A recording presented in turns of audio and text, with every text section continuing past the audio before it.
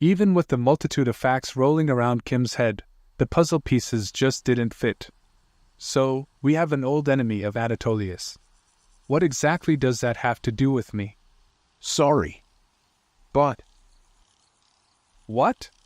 Do I look like Anatolius's back warmer to you? No, I would never. I was there. Of course I know that you earned your aristocratic seal, among other things. The problem is, the rest of the geyser doesn't see it that way. Don't tiptoe around this. Get to the point. The rumors about you and the Naga Labyrinth are pretty widespread, more so than you'd think. It's not just the lower floors that are talking. Your exploits have spread all the way to the abyss. That includes the middle and upper floors as well. You have to understand the things you're doing is unheard of. Within 3 months of creating the Naga Labyrinth, you slayed the one and only Flood Dragon King, a force whose reign stretched back way before the Great War. And it didn't help that you went on to become an aristocrat soon after. While I know that the story is 100% truth, you have to understand that to everyone else, it's simply the stuff of fairy tales. Fairy tale or not, it's what happened. You don't need to convince me. I was there. The battle seemed to stretch on for an eternity. I was sure your defeat was certain. You were hanging by a thread, barely clinging to life. But then, the earth itself ripped apart, blood cascading like rain, and you emerged from the shadows, a streak of vengeance aimed straight at the Flood Dragon King's crown. In the blink of an eye, his head was severed. I'll never forget that sight. It's forever etched into my memory.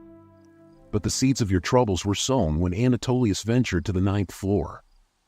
After that, your victory over Valicius came with what seemed like unsettling ease.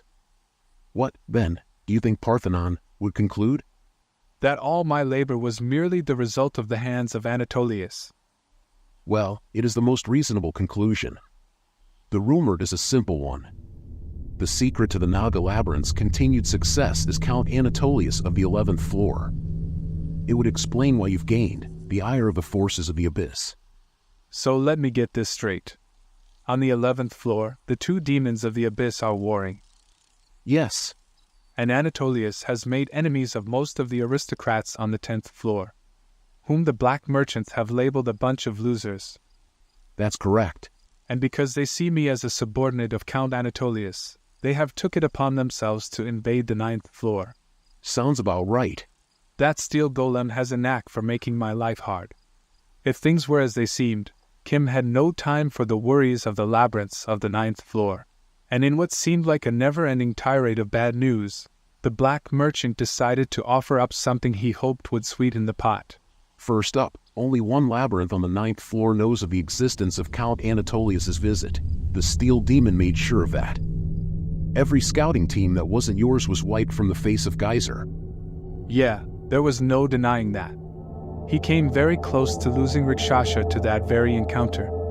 Although it seems he didn't cover his trail all that well, as the other labyrinths have obviously found signs of his passing. This may be the reason why his enemies have concluded that the abyss is preparing to invade the 9th floor instead of just the Naga Labyrinth. Okay, that's decent news. Do you have any more? To be honest, I'm not sure if you want to classify it as good news or not. But because of your actions against Valicius, Count Anatolius has decided to sponsor you officially. That guy just does whatever he wants, doesn't he? As it stands, you'll be receiving quite a few precious goods. Now, because of circumstances, they may take a few weeks to pass through the 10th floor. After all, these things must be done quietly. The black merchant's mood had drastically shifted throughout the course of his story. Now that he had given the bearing what he wanted, he assumed things would be looking up. But sadly, Kim didn't figure it was enough. After all, he did say his head was at stake. But as it stood, Kim's head hung right there next to his. Promises to help the 8th floor boars relocate weren't enough. Overlooking the destruction of a labyrinth core wasn't enough. And even delivering crucial intel still didn't cut it. What else do you want? All I have left is these rags on my back. Do you want them also? No. You say that the black merchants aren't interested in the 10th floor losers. But you do still do business there? Well, yes. Sadly, it's still a part of our job. Good. I want you to take me along. That's all? Okay, why not? Wait, excuse me? I need to see what's down there, with my own eyes. Upon returning to the Naga labyrinth, Kim's plan was greeted exactly how he expected. The most vocal among his people were not appreciative of his plans. They agreed that they did need to know their enemies better, but the danger to their master simply wasn't acceptable. But in Kim's opinion, there was next to nothing in the geyser that wasn't dangerous. The plan was a simple but strange one. Kim would be joining the black merchants as a part of their mercenary team. He really didn't understand why bodyguard work was needed. Everyone knew that attacking the black merchants wasn't allowed in the geyser. In the Abyss, the rules of survival shift. Mercenaries are not mere companions. They are lifelines. The wild beasts there have a keen eye for deception, easily piercing through the feeble veils of novices. And then there's the constant threat of lawless mercenaries and ruthless bandits, roaming freely without allegiance to any labyrinth. Do you truly believe the black merchant group would be so reckless as to let themselves be plundered in the Abyss? No, they're more than capable of guarding their own. But there's always those lingering what-ifs and maybes. Master, I agree that it's imperative that we scout the Abyss, but I disagree with you constantly putting yourself in danger. When a subordinate passes away, you can just replace them. But if you die, it's all over. Send me instead. If something happens, the labyrinth will hardly suffer. No. Rikshasha, none of you are expendable, and that goes double for you. Why do you always feel the need to rush headlong into battle? You're our leader, not our shield. Let it go. I've made my decision. Kim fully understood the dangers that lay ahead of them. If he wanted to survive, he had to approach this ready to die. It's how it's been from the very start, and it wasn't going to change now. They couldn't continue to rely on luck. The labyrinth wouldn't always level up at the moment of their demise, like it did against the flood dragons. And reinforcements wouldn't always be there to pull them from the brink of destruction, like what happened with Felicius. They had to become stronger, and they needed to be prepared. And this was the only way he knew how to accomplish that. The conversation was over. Kim excused himself from their company, making sure they understood he was not to be disturbed unless the very balance between life and death hung on the line, while all three of them had their own agendas when it came to their master's safety. There was one thing they could all agree on. At times like these he was a pain in the butt to have to deal with. He meandered to his quarters, letting the grim reality sink in. The girls' fears were justified. No matter their collective strength, his death would mean the end. Information was his lifeline, but trust could only be placed in what he uncovered himself. This burden, this quest, was his alone, and he couldn't expect them to understand. Every enemy I defeat brings forth a stronger adversary. Though we conquered the undead, my sword failed to cleave through Felicius's neck. I must grow stronger, and perhaps the Abyss holds the answers. Master? You have to be kidding me. Can I really not get one moment to myself? Master, I. Oh, Draken. How can I help you? Quintus, mercenary. Speak up. Quintus needs you immediately. A mercenary has appeared from the geyser. I'm pretty sure I told you guys to send them away. Ever since we killed Felicius, these mercenaries have been appearing left and right. Yes, I understand, Master, but this one's different. He's hero rank. Excuse me? Naga Labyrinth, Plaza.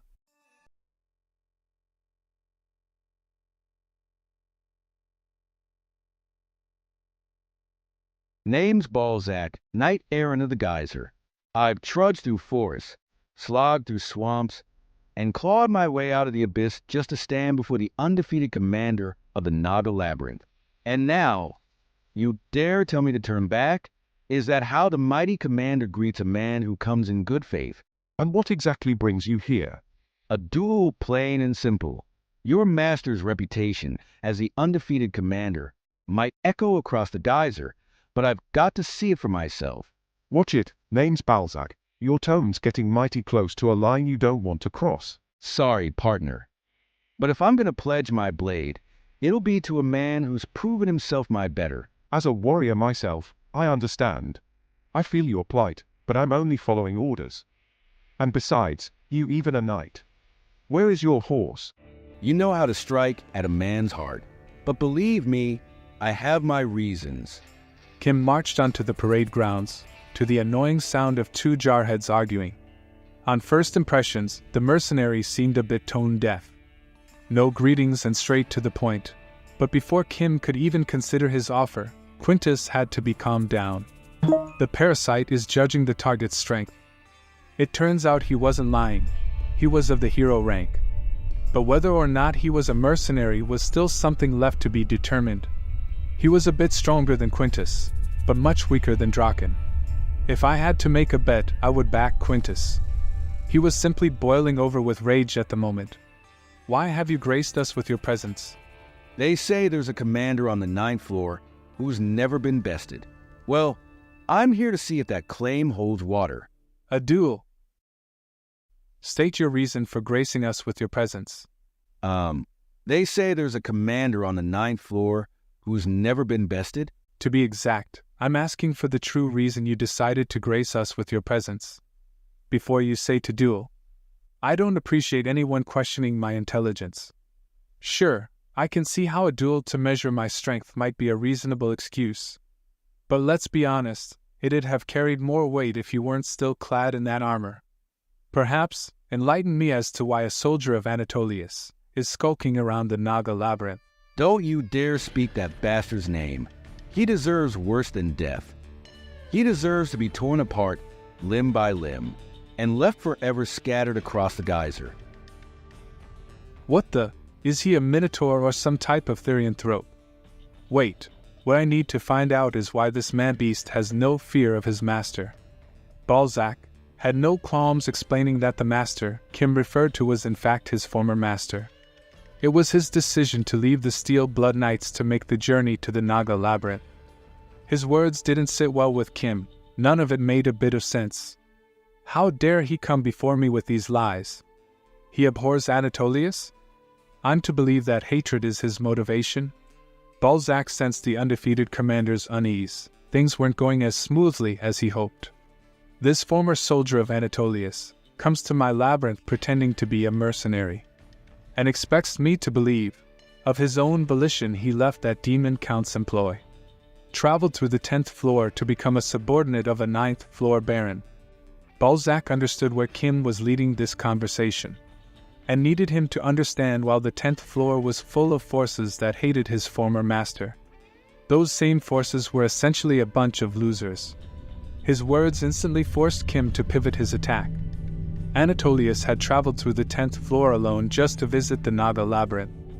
He initially assumed that the giant demon had to be bored and on a whim decided to go for a walk. But after his conversations with the black merchant, he realized that that walk was a plan to relieve him of his freedom of choice. No, he just couldn't believe that a monster that's that meticulous would allow a hero-rank subordinate to just walk away. Balzac instantly realized that the undefeated commander didn't know the Count very well. He was indeed correct that that monster was meticulous and extremely calculative. But what he didn't realize is that hero-rank soldiers run a dime a dozen in the abyss. To him, I was less than dust. His eyes narrowed, voice low and dangerous. But talking ain't gonna cool the fire in my veins. We keep this up, and the only way this ends is in a duel, with one of us permanently kissing dirt. So, let's stop this foolish chatter. Undefeated commander, accept my duel or you can prepare to die. So, you've decided to hold on to your true intentions. Quintus. Draken. Stay out of this. My goal is to witness. Save it. By now I should expect that some of anything is bound to add itself to my problems. Yes, why shouldn't a minion of Anatolius march themselves into my labyrinth and demand to become a part of my team? Let's fight. Great, you finally come to your senses. Know this, victory changes nothing. I will never make you my sword. I refuse to take that risk. This isn't a duel, it's an execution. You can take your secret to the grave. Kim shot forward as Balzac readied his swing. Instead of blocking, the half-bull, half-man made a calculative error. And all Kim could think was what a shame, as he summoned his inner power and removed Balzac's head. All that confidence, and he failed to even react to my attack. I guess I made the wrong judgment call. Maybe I should have interrogated him instead. His parasite pulsed, giving Kim precious moments to drop into defense. Your head? How? Ain't that something? The rumors were true after all. Here I was thinking. I had the reins tight, and now I'm looking into the void. Can't say I saw it coming. Not in a million years. But now I know I ain't got a prayer. Don't you dare think I'm gonna give up easy. I'll make this a fight worth remembering. Won't quit till I breathe my last bit of air. Out of sheer respect for the power you wield, I'll give it all I've got.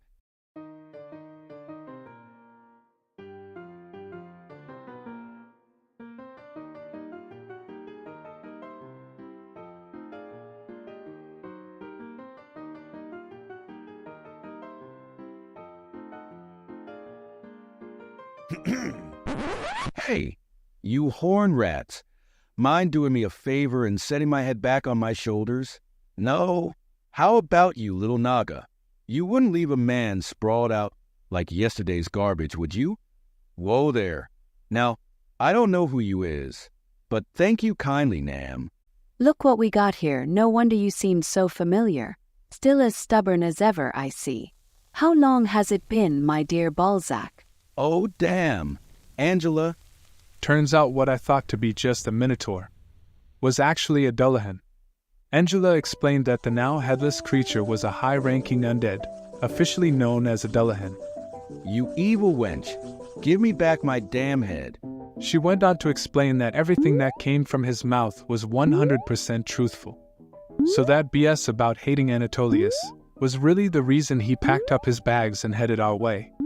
I take it you don't know much about Dullahans, right, Master? Let's see. I've heard whispers of entities that sometimes emerge from the depths of the abyss.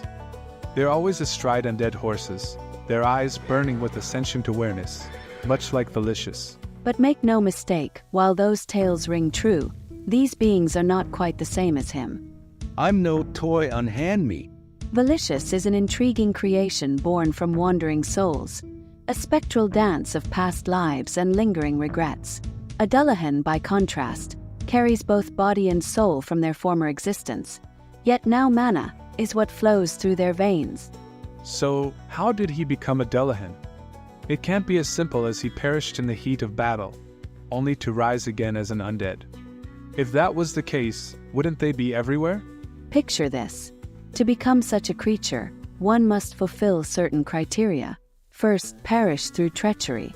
Second, have been a cavalry knight in life. And lastly, harbor an intense hatred for the one who struck you down. Wait. Let me get this straight. You're saying Anatolius is the one who put him 6 feet under? Yeah.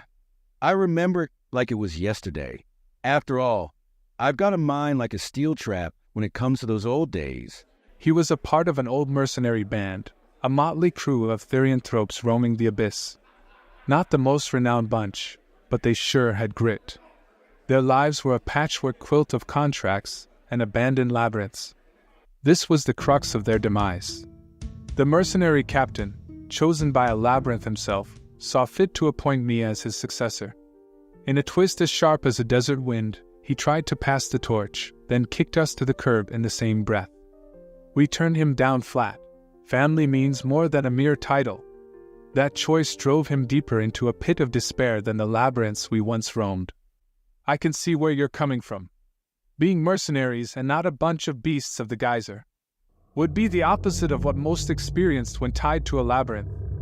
A mercenary group would most definitely handle the new labyrinth hunt differently. That's the gospel truth.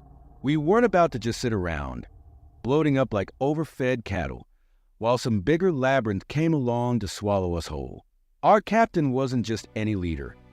He was a master tactician, wise as an old sage. He mapped out our survival like a hand of poker. We stuck to our mercenary roots, never touching the labyrinth's upgrades. We toiled like mules, packing that owner's room with down gems until it was bursting at the seams. When the time was ripe, we started boosting the labyrinth's rank. Upgrades take time, sure, but we were ready to guard our future fortress with grit, and guts. And by golly, we did it. We rose to rank 7 in a single year, a feat so rare it became the talk of the town. We were the very essence of what you're building now.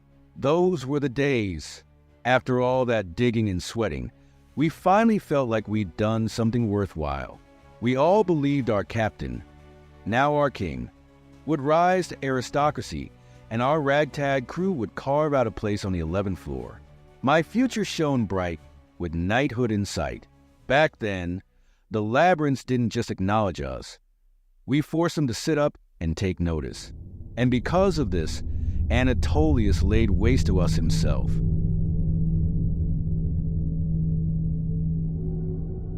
Even in the face of unparalleled danger, our king was insistent that I take up the mantle of mercenary captain. At the time, I couldn't understand why he was so infatuated with the subject. But one thing was for sure. His sense of humor never failed to bring us together. He was a labyrinth owner, and being a mercenary captain was just beneath him now. Making jokes at a time like that was so like him. Always attempting to ease our worries. He knew all of us were extremely scared of the steel monster headed our way. After all, that giant could cross 100 meters with a single step. It was a sight we had never run across in all our time in the geyser. And in the end, he had no problem admitting that even he was having a hard time keeping his balance, as his legs were doing all they could to shake themselves from right under him.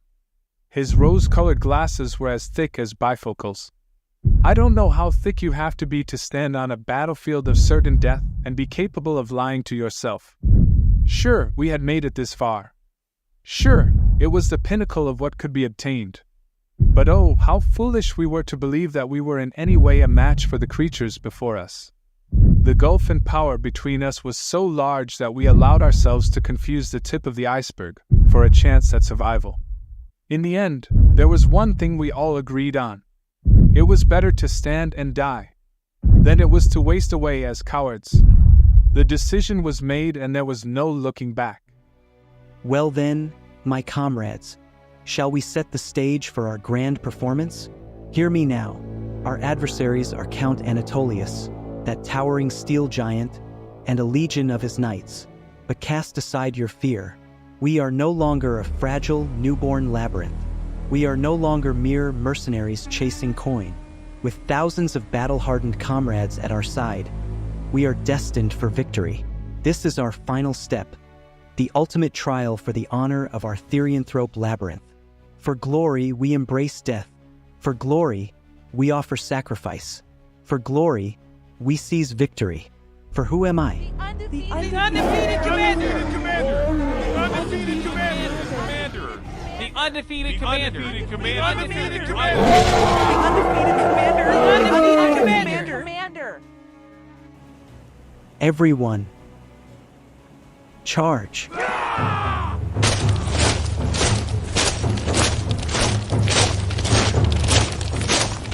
Master. Adjutant Hestia, hero plus. Pitiful things. Though there is a kind of nobility you can feel only from foolish creatures. Because of this, I feel it only right to express my respect.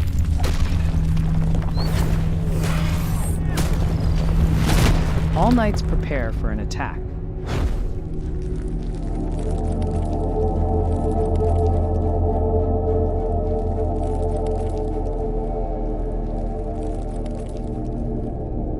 This is truly a shame.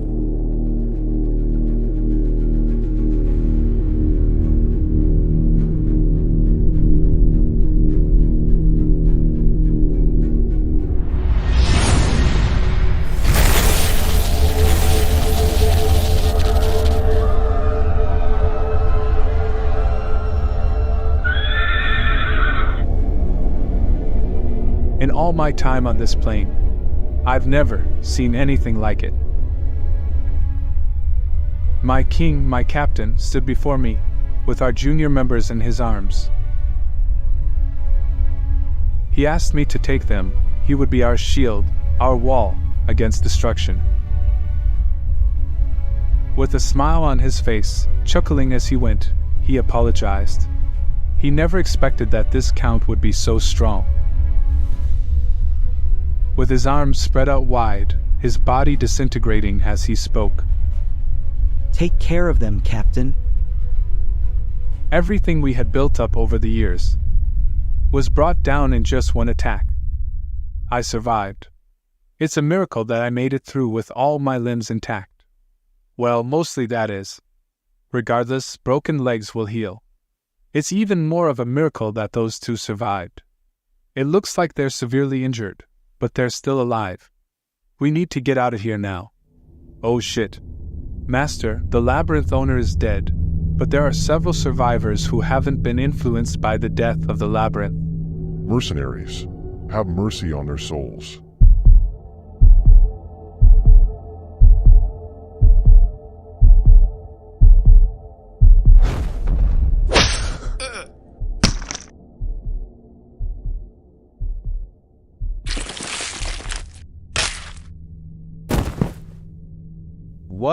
What madness is this?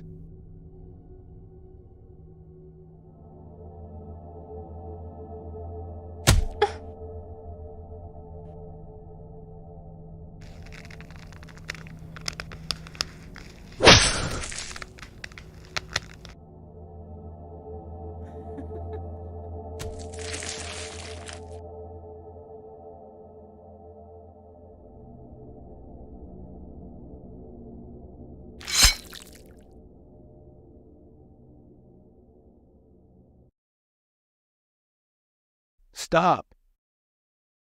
How, in the name of all that's sacred, is this mercy? I see you're still standing. Good. Then let's talk. Anatolius, what fear gripped you so tightly that you had to obliterate our little labyrinth? Despite all the power you command, there were no down gems, no treasures of worth. Only the weak, the helpless. Or is it the thrill of crushing the powerless that drives you? But let me make one thing clear. I was just being courteous. Courteous? How absurd. Are you not the ones who are armed and thirsting for war? You made your choice, and I simply honored it. Are you insane? There's no version of this where you're the hero. I came here to talk. In truth, what I adore is potential. Possibilities thrill me. Whether they manifest as a wandering soul or a labyrinth owner, I embrace them. But this slaughter, it served its purpose. Your band of mercenaries, they failed to rise to the challenge. I was eager to meet your labyrinth owner, the undefeated commander. What a title, but what did I find? A rabble of mindless beasts, blind to their enemy's strength. An inferior labyrinth, destined for decay. I merely compressed that slow, inevitable agony into a single moment of peace. Though it's small and insignificant, it's peace. This peace is the greatest mercy I could offer. Accept my mercy and be thankful.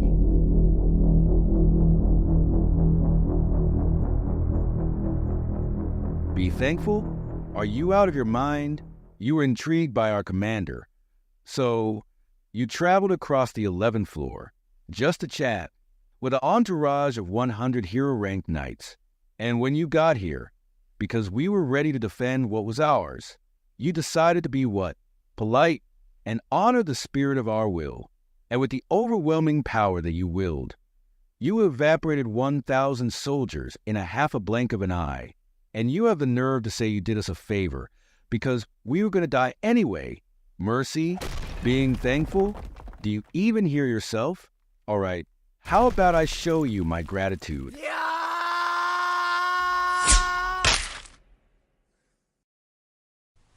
Letting your emotions rule you isn't courage. It's foolishness. Why is the monologue always the same when it comes to these survivors? Yeah, and sadly, the labyrinth was only a gathering of simpletons, hardly better than any other beasts of the geyser. What will it take for me to be able to experience something new?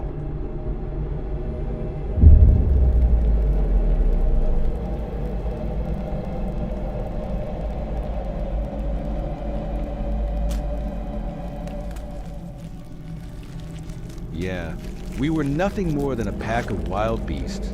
I have no doubt that a bunch of weaklings who gathered together, laughed together, cried together, and did everything they could, day in and day out, to survive together, would look like nothing more than trash beneath your feet.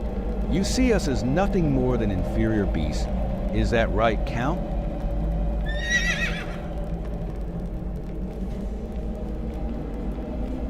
Anatolius, my resentment towards you will be eternal.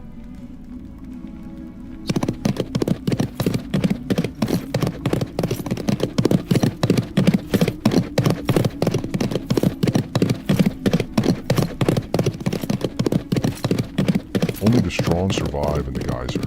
You should have simply accepted your fate. Instead, you have returned from the dead, driven by hatred. Just as your actions haven't changed, the outcome of those actions will also fail to change.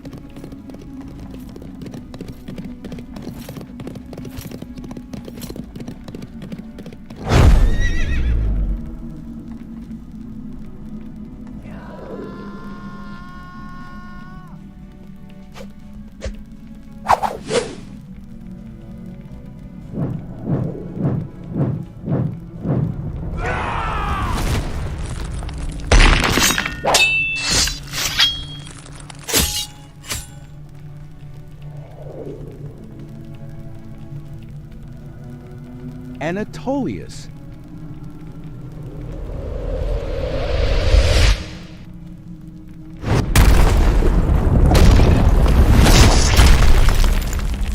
Anatolius. Catch.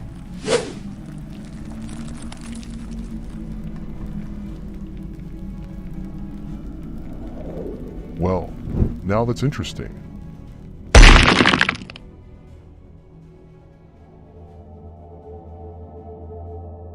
Master, I apologize.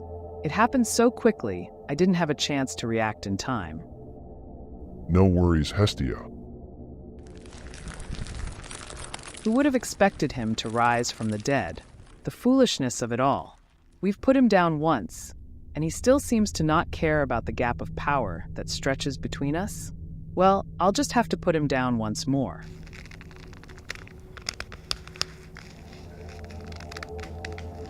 Hestia, wait.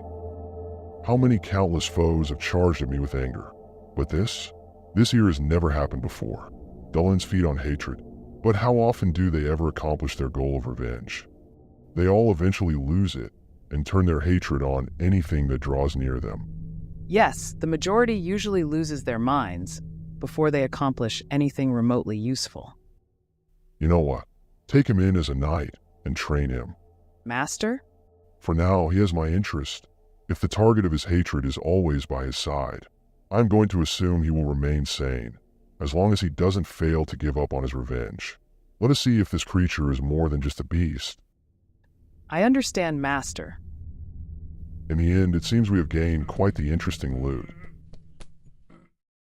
Kim just couldn't believe Balzac would just give up without putting up a fight. But Balzac assured him that wasn't the case. When his eyes opened, he was in their labyrinth. He made quite the ruckus. Day in and day out, he fought. Every moment of his existence was an attempt to bring harm to the steel golem.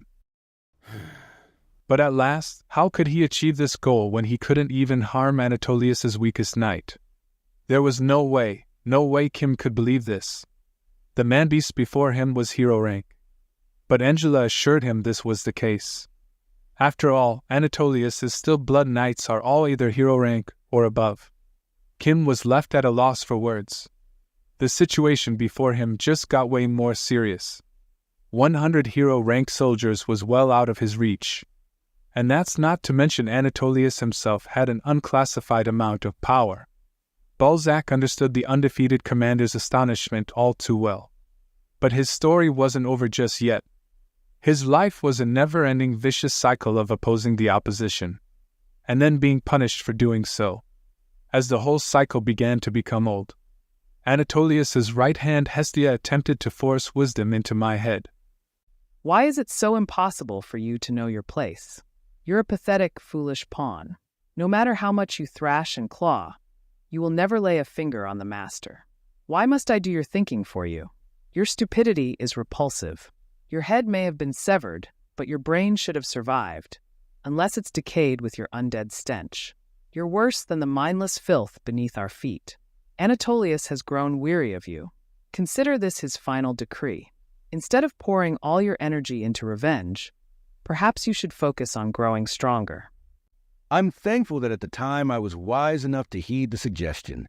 Otherwise, I'm pretty sure my head would have rolled. I only meant that as a metaphor. I can easily detach my head, so it really wouldn't have been a problem. Yeah, we get it. Now that the story was out, Angela just didn't understand why he had to make such a big deal out of this. He could have just come right out and told them exactly who he was. The secrecy wasn't needed. But to Balzac? The answer was entirely obvious. The Naga Labyrinth had just finished fighting an army of undead. He just didn't believe if he marched his undead self into this labyrinth that he would be treated as anything other than an enemy. Au contraire, an undead is way better than a fool walking in here demanding a duel. Sorry. Okay, well now I understand the situation. Well, I will say it was essentially torture having to listen to your long drawn-out story. I did gain some valuable intel, although all of it I could have attained from Angela. Right, Angela? Yes, master. All the same, I guess I should reward you for it. So why don't we head over to the training hall? The training hall? Did you not say you wanted a duel? Doing any more damage to the plaza would just be disrespectful to the Naga workers. And after all, I need to figure out how strong my new subordinate actually is. Yes, sir. And don't worry, I'll be sure to give you my all this time. Naga Labyrinth Training Facility.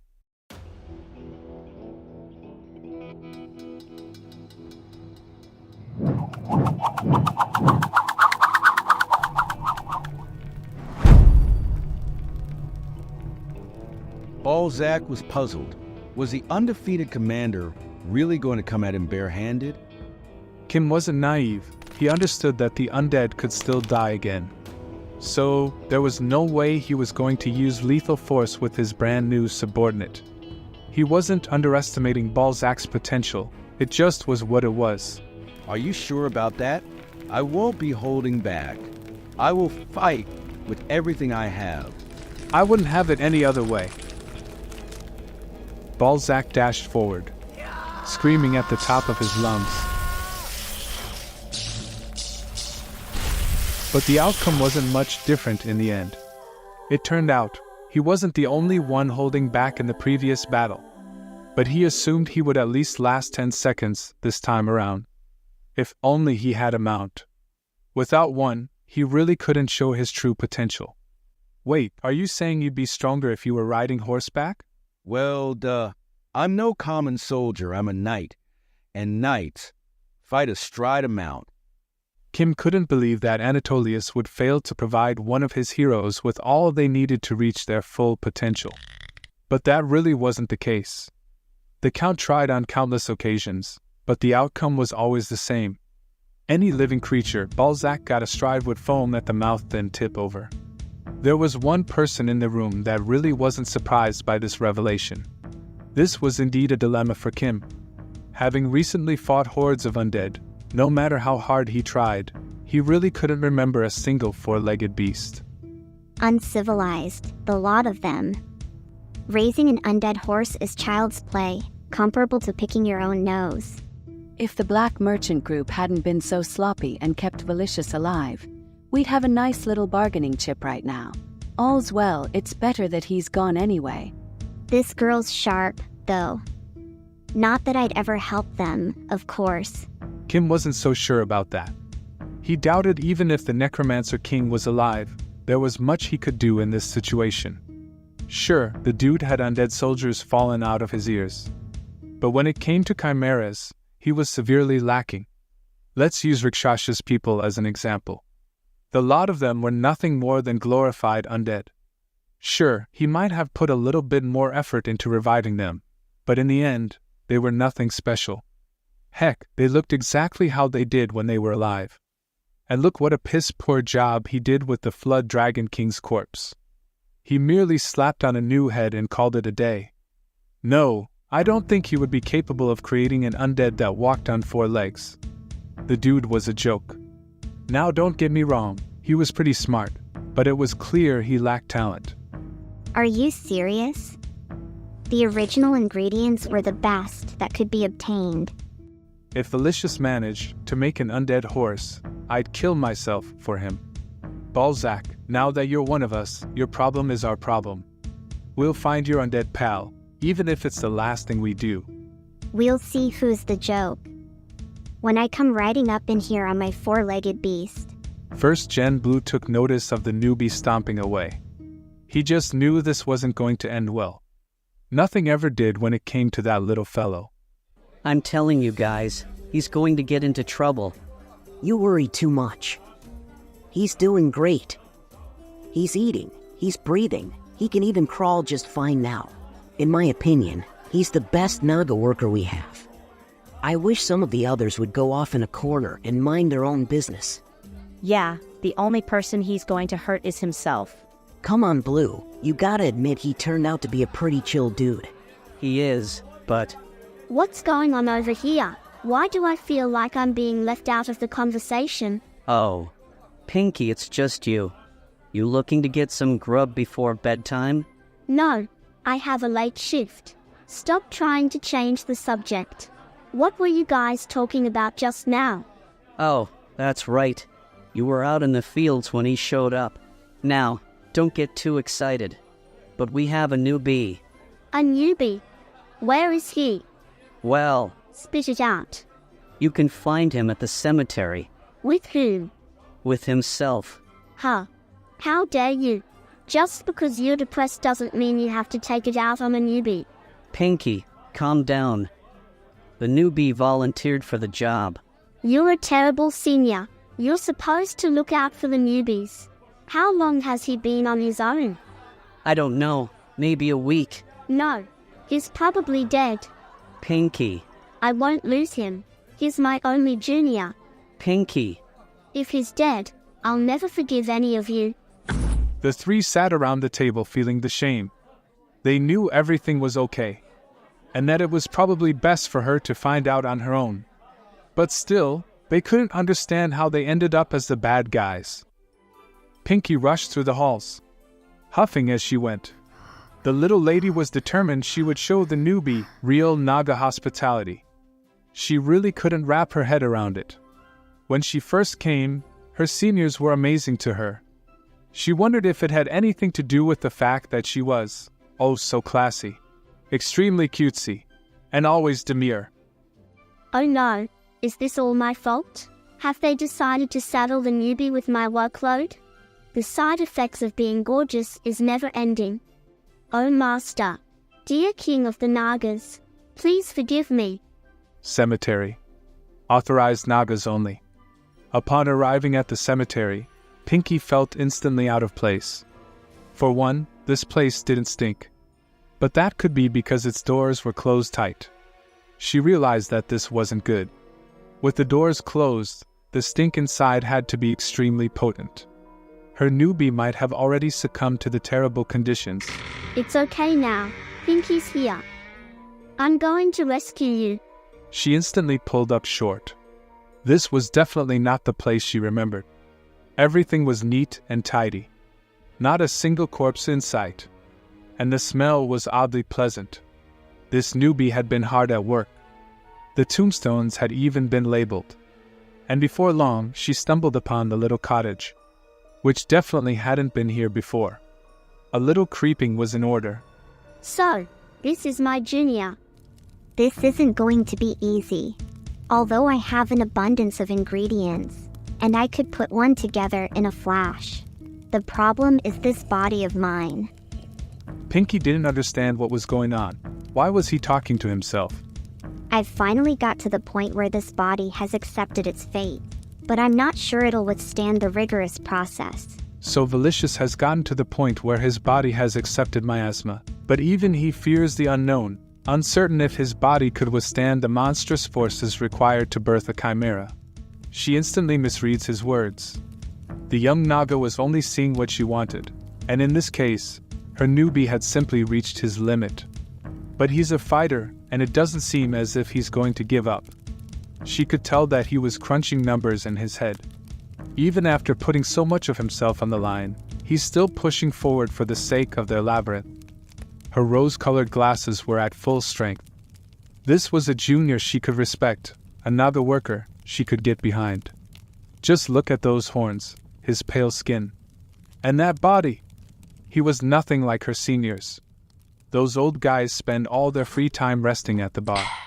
She had made up her mind she would do her best to make sure he stayed healthy. It would be much harder for him to overwork himself if there were 2 Naga workers at the cemetery. And the best part was, since everyone avoided this place, she'd have him all to herself. Newbie, I'm here. Who are you? I'm your cute senior. From this day forward, we'll bury bodies together, side by side. I hope you enjoyed the video. Make sure to support the original creators. Supporting their work will allow us to continue to get amazing chapters in this series. And as always, don't forget to like, comment, and subscribe.